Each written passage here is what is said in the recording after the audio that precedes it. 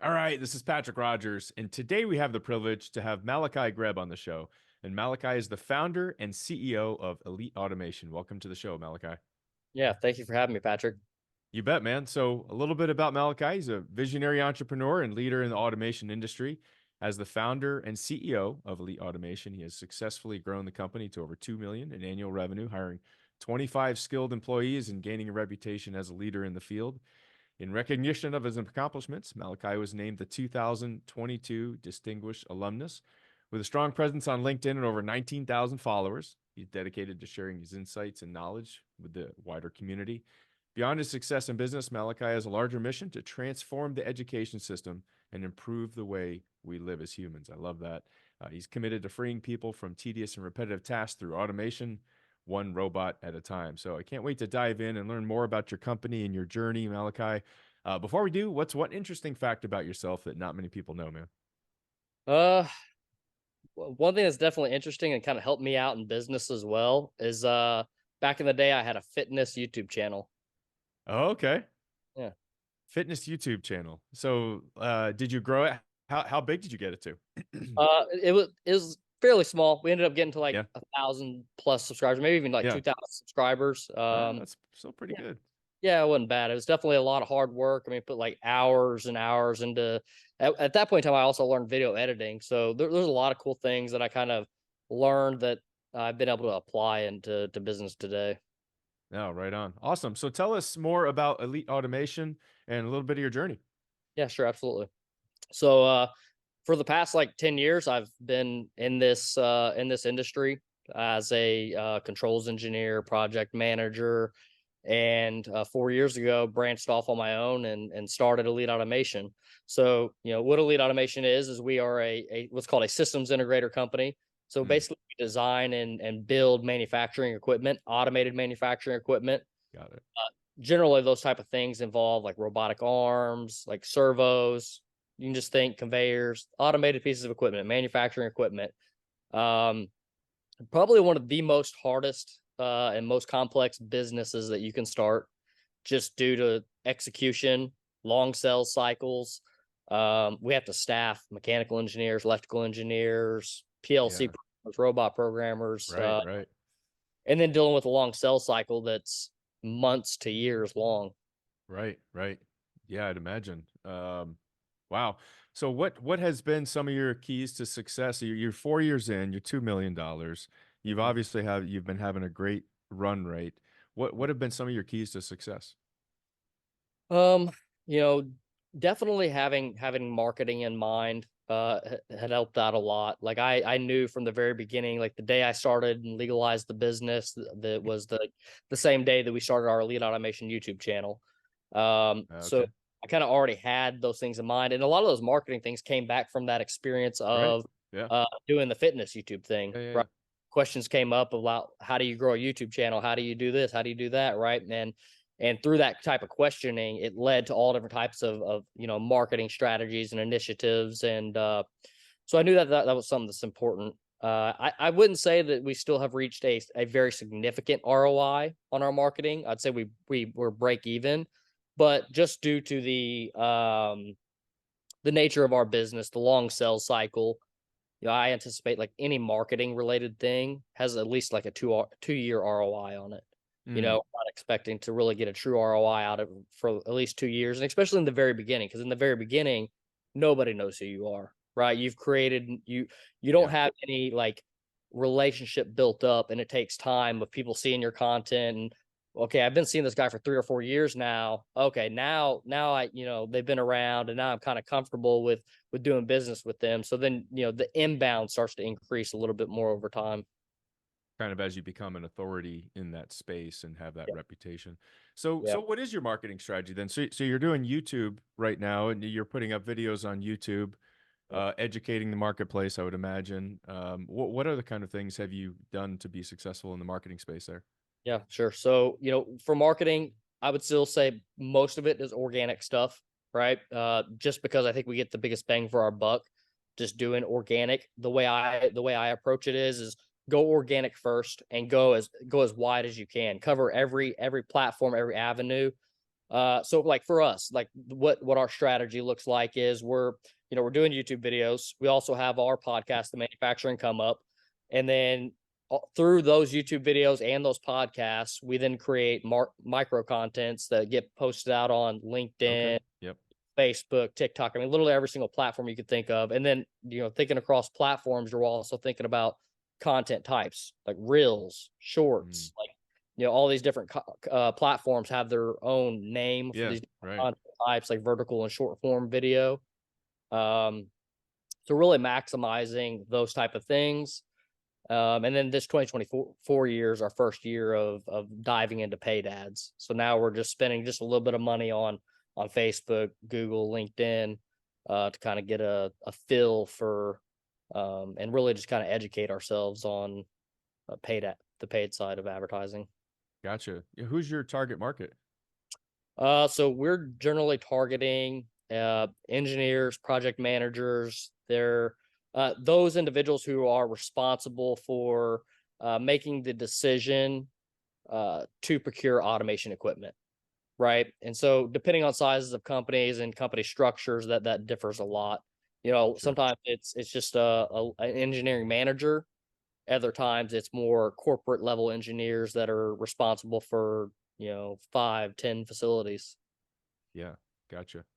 Gotcha. So definitely a B2B Yeah. marketplace. Okay. Very cool. And it's a somewhat smaller market too, right? Oh, Like, sure. if you think about how many manufacturers, how many engineers, and how many of those people are buyers of Yep. automated equipment, Yeah. it's a niche, you know. Gotcha. Yeah, totally. And then you also said that one of your keys has been remote working. Yep. Yeah. So one thing that's unique about us is we have a very remote working platform. A little bit of it kind of organically came from COVID. We started the company January 2020, Hmm. and so January 2020 was like right when COVID hit really hard. Right. Right. Uh, Pretty much locked everything down. But we found that there's there's a lot of benefits in the remote working, and we also are employing people in India and the Philippines. So this is also helping us with reduction in cost uh, for our own internal expenses, even for our engineering and whatnot. Um, so this has been a very unique business model. It also makes it to where hiring in a geographical location is not as big of an issue, right? Mm. And when it comes to installation people, it's still not really an issue until as long as the people can show up for installation. And So do since you we're service clients like all throughout the US or? yep, yeah, all throughout the US and even globally. So we've executed some projects for Caterpillar in India, and then Oh, wow. we have another one in Mexico as well. So how do you manage that then? Do you fly your team to the locations for the install, or yeah, you don't like outsource to local people and teach them how to do what you do. You fly your team out there for install. Yeah, yeah. I mean, sometimes we'll outsource for like the mechanical installation portion of it. Generally, like it depends on the size of the project, but our first like couple weeks of a project uh may require a lot more physical labor, Yeah. the right Yeah. type of individuals Sure. to mechanically assemble, grout and mount things to the ground, things along those lines. Gotcha. Okay. And so for the CEOs out there, because that's one of the things I've been coaching my consulting clients for years to do, if at all possible, right? If something can be done behind a computer, like outsource it overseas if at all possible, right? And increase your margins, all that kind of stuff. So for the CEOs who haven't really thought about that, how's that really worked out for you? Were you skeptical at all at first when you started, when this idea came across you or whoever presented it to you to outsource, things overseas? Yeah. So I mean, at, I can kind of go through like the whole life cycle real quickly. Yeah. Originally it started out as somebody trying to reach out to me and sell me a virtual assistant, right? Okay. So, uh, so after some time of them kind of just following up with me, I pulled the trigger. I ended up, paying them for their services and hiring a virtual assistant. Maybe Sure. some 3 months later, I said, okay, well, this is working out. Let's hire another virtual Yeah. assistant. And then from there, I was like, okay, well, I'm doing all my YouTube video editing. Let's also do the same thing with that, right? Mm-hmm. And then, you know, I I started thinking, I'm like, okay, well, we're already doing this with some of our sales tasks, some of our marketing tasks and video editing and stuff like that. And I was thinking, like, why not do this on the engineering side? Like, engineering is like super expensive. Mm-hmm. You're looking at a college student making $27+ an hour. Right. So, Right. you know, so I started reaching out and trying to find engineers. At this point in time, I'm still in the Philippines only. Mm. And I found a couple people, hired a couple people, some people came and went, and I was really kind of struggling to get a lot of inbound leads from from the Philippines. So I had a lot of people reaching out from India, just like direct messaging me, hey, I'm looking for a job, da da da da. Like, I'm Mm. like, okay. So I was like, well, you know what? We're already doing this here in the Philippines. Like, let's see if we can do this somewhere else, Sure. right? Let's go ahead and check out India and try it out and see how it Yeah. goes. Yeah. We did that, and then it wasn't like 2 3 hires later from the India market. We hired somebody who turned out to be the COO of our company now. So Wow. So your COO is in India. yep, Yeah. Wow. That's fantastic. And you originally brought him or her on as an engineer. yep, yep. Okay. They had a primary job, and Uh-huh. they were just looking like a lot of like India people. Call it this. Like a lot of India people are always kind of like Yeah. searching for a second job, like, you know what I Sure. mean, just in their culture to work a lot. Sure. So they came on to Elite Automation as Yeah. just a PLC programmer, right? And it just kind of like morphed into like, okay, now this person's doing project management. They left their primary job. They had came from doing they came from a corporate type of setting. So that, which is really nice, because I actually didn't really come from a corporate setting. I came from more of a small company setting. So it created like some nice balances and giving us like some more corporate structure and Oh, good. They brought just a lot think, of skill sets from the corporate side of things. yeah, yeah, Yeah. absolutely. So for the listeners out there, what do you what's the difference in pay structure that you are, paying somebody from India for that kind of job versus what you'd have to pay here in the States? I would say in the US is almost 4x more. 4x. Yeah. Wow. And you're getting just as good, if not better results. Yeah. Yeah, Yep. fantastic. Are any lessons learned in hiring remote, or any tools and resources you use that helps you really manage and kind of with that process? Yeah, I mean, definitely. Like, we are very like software based. Everything's very automated. Uh, Mm. I don't know if I should be disclosing this. Might have competitors listen on this one, but Oh yeah, don't disclose anything that'll give someone a competitive advantage for sure. yeah. But yeah, No, I think this is really valuable. Anybody who's going to try to do this, like yeah, utilizing softwares like Hubstaff is one of the softwares that we use. Where that's our software that allows us to track everybody, track their hours, track their screenshots. yeah. I Uh, love that. You can even pay them through the app too, Hub staff, yep, right? yep, Yep. yep. Yeah, Yeah. and so I uh, highly recommend checking that out for sure. Yeah. we use Wise to do the actual transfers. But it used to be called TransferWise, but that does the conversion of USD to INR or the Philippine peso. Gotcha. Okay, cool. Awesome. Um, and I know you said that early on you had you taught yourself everything in the company but sales, and then having to learn sales halfway through the company. It sounds like there's a good story behind that. Yeah. Yeah, absolutely. I mean, so I actually came from more the execution side of business. I was, first, Operations. yeah, I was more so. I mean, I started out my career as being the guy like sweeping the floors, and then Mm, doing electrical wiring, then doing like drilling of holes, and everything progressed in a very quick period of time. But then I was a PLC programmer, robot programmer, and then I was a project manager, and so um, and then I was just involved in more projects. So instead of just project managing singular projects, right. is project managing multiple projects in a go. um and therefore it really made me kind of like the engineer in the basement. That's how I like Mm, to explain it. yeah. I didn't have a lot of interface with customers just Sure. due to the nature of the business. Like, you meet with customers, Yeah. Yeah. virtually, maybe like once a week or once a month or something, but then after Hmm. that, they'll come onto the shop floor once every 3 months or something. Um, so yeah, I had pretty much no interaction on the sales side of things. And so then when starting Elite Automation, I'm like, okay, huh. Like if it wasn't like and also I I got to also get some front facing stuff real quick here. yeah, yeah, absolutely. So and I also like very heavily was leveraging on like LinkedIn and doing like direct outreach there. And it turned out to be like much slower than what I thought it would be. I thought I could do Mm, some direct outreach and then, I would have a customer list booked within a few months. You know what I mean? yeah. I'd be Right. good Right. with projects within just a couple months.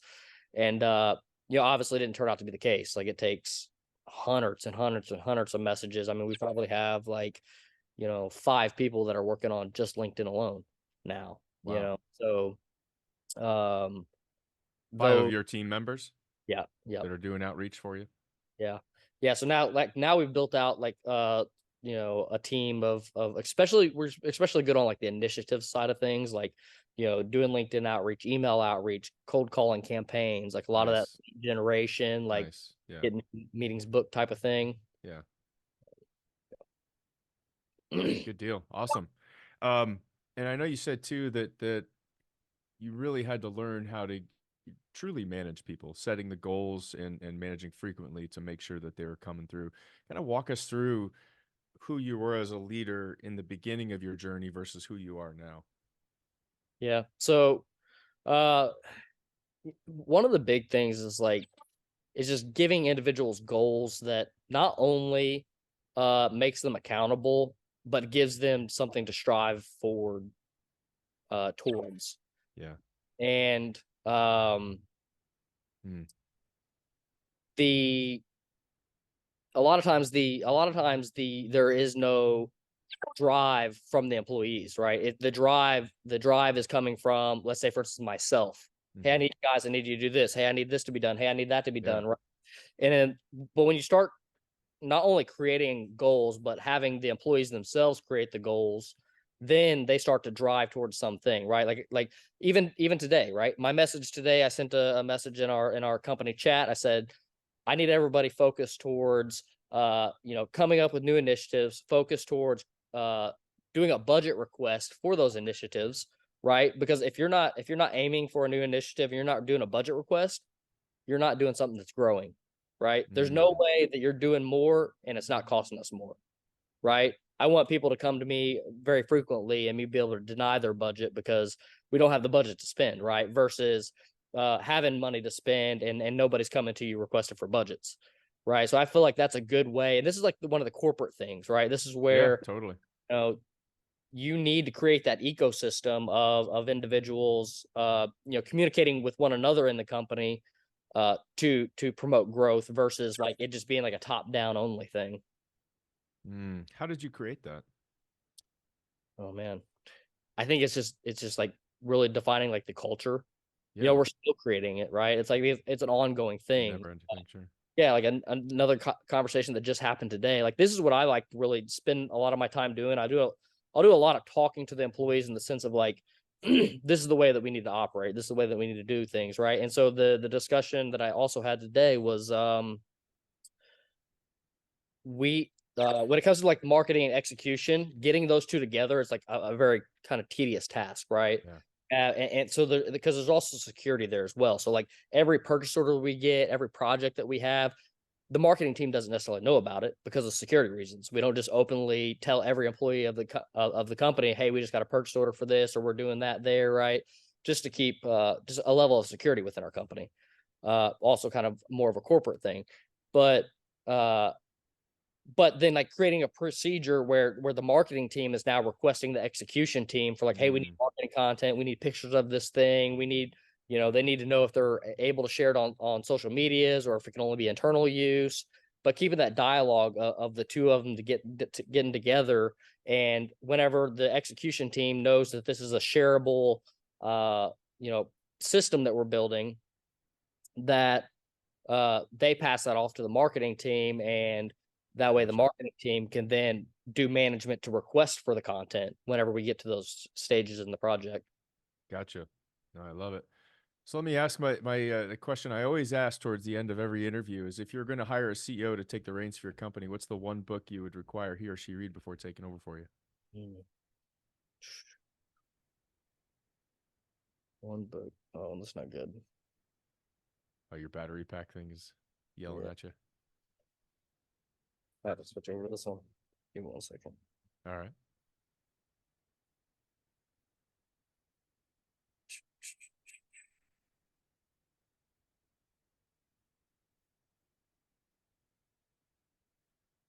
Just finish it out like this. Is it okay if we finish it out like this? Yeah, it's fine. It's all Do good, whatever man. we gotta do. Cool. All All right, cool. Man, I'm gonna have to think about the book thing. Let me Well, I know just you had put down obsessed or be average. be obsessed or be average. Okay, yeah, That's what good. you had put down. Yeah, Yeah. I'll take that. Is I'll that take the that. fantastic book? Tell me Yeah, what really stuck out for you out of that book and why you put that one down originally. be obsessed or be average. Yeah. One of the primary things for that one is that no matter where you're at in business, if you're not like waking up hungry to do something, Mm, you're automatically doing less, right? right. Like, Right. and it really doesn't matter, right? It doesn't matter if you're day one of business or if you're day 20 of or year 20 of business. That every day, like if you're not thinking that mindset of like go, let's get it, Yeah. Yeah. then then you're not going to strive as hard as you could, Sure. right?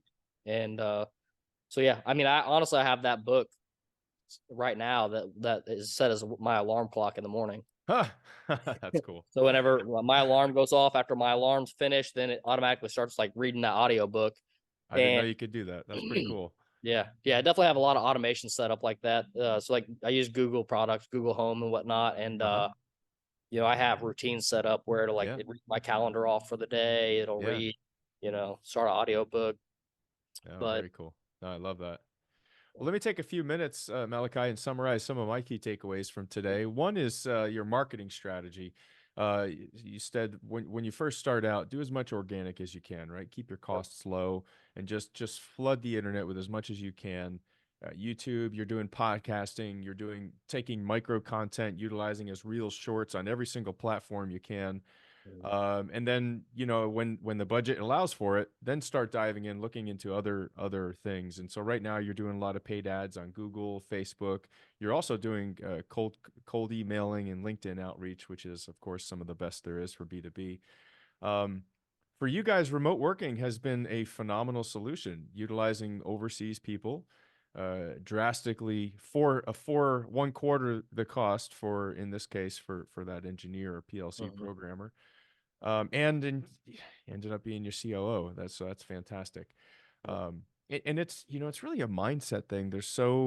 People are afraid, truly. People are afraid of utilizing somebody from a distance or overseas, and Yep. so um, management coming up, allowing their team members to come up with their own goals, come up with their own initiatives, and you created this, I'll use your word, create this ecosystem of individuals where it's not just the management who are initiating change. You have this culture where everybody is inspired Mhm. to drive improvements. Malachi, if there was one takeaway that you'd really want the audience to absorb from today, what would that be? Well, I think I'd like to add and elaborate on the culture side of things Hmm. with the uh how you mentioned like creating this culture of the team having an ecosystem Yeah. of creating initiatives on their own and driving Yeah. their own goals. Right. The next level of that Uh-huh. is then getting the team to create their own procedures, right? So Mm, that same thing that you're doing as a culture right. now needs to be taken and put down onto paper so Yep. that way they can procedurally operate things. And when I'll say Billy Joe quits, right? That culture doesn't now leave the company because Billy Joe quit. That we Right. have like this defined procedure in the way that we uh going about doing things. Like anything that's been done in our company over a year, 101% has a procedure against it. Gotcha. Like Yep. Yep. to every single button clicked, every screenshot that's there and available, like that's how fine tuned we have our procedural tasks. To make sure everybody does it the same exact way, the most efficient way. They're always looking to improve upon it. If you lose somebody, it's easy to train a new person, right? So many benefits to doing that. And you'd be surprised how many companies I've talked to companies, $5 million, $10 million companies that just don't have their procedures nailed down. And it's everybody's running around like the chicken with a head cut off, right? Right. So Right. awesome. Yep. Malachi, if any of our listeners want to reach out and get a hold of you for any follow-up questions, what's the best way they could do that? They can reach me by my name, Malachi Greb. It's probably the easiest way. I don't have to compete very much for SEO on my name. Okay. Yep. Fun fact: we're just now rebranding that fitness channel that I told you in the Uh-huh. beginning. Yep. That it was Family and Fit. Now it's getting just rebranded as Malachi Greb. Oh, So cool. that way we can start posting more business, personal content related stuff there. Everything we've been doing on Elite Automation has been more like customer driven, Mm, for content for our customers, content for engineers that are in college and trying to navigate their career path and stuff like that. Um, but yeah, yeah. that's where you Love can it. find me at. That's what we have going on. And just for the audience, that's Malachi, Malachi. Is that right? Yep. And Greb is Greb. So you can definitely look him up on LinkedIn or his website. Awesome, Malachi. Thanks again for being on the show. This was a fantastic episode. So much great information. Yeah. Thank you, Patrick. It's great. Yeah. Awesome. And for the listeners out there here, please hit the like and subscribe button and help us spread the word about what we're doing. We're helping the next generation of CEOs and leaders be that much more successful. With that, we'll see you in the next episode. Thanks a lot.